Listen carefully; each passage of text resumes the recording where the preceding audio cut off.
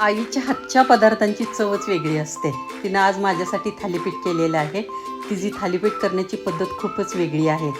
ती प्लास्टिकच्या कागदावर जाड असं प्लास्टिकचा कागद घेतलेला आहे आणि त्यावरती थालीपीठ तेल लावून थापलेलं आहे. इथं कुठेही पाण्याचा वापर केलेला नाही. तेलावरती थालीपीठ थापलेलं आहे आणि अगदी सावकाशपणे असं तव्यात टाकते मी. खूप छान थालीपीठ होतात. ते अगदी मऊ पोळीसारखे मऊसूत थालीपीठ होतात आणि बोटानं होल करून त्यामध्ये तेल सोडलं जातं. आता हे थालीपीठ परतून घेतला आणि त्यावरती आधी केलेले थालीपीठ ठेवले जातात आणि वर झाकून ठेवलं जातं आणि एक 10 मिनिटानं बघितलं तर खूप छान सगळे थालीपीठ पोळीसारखे अगदी मऊसूत थालीपीठ तयार होतात आणि सगळ्यात खालचा थालीपीठसुद्धा छान शेकला गेलेला आहे. माझ्या आईच्या अशा रेसिपी मला खूप आवडतात. तुम्हाला तुमच्या आईच्या रेसिपी कोणत्या आवडतात ह्या कमेंटमध्ये जरूर कळवा. लाईक करा, सबस्क्राईब करा. थँक्यू.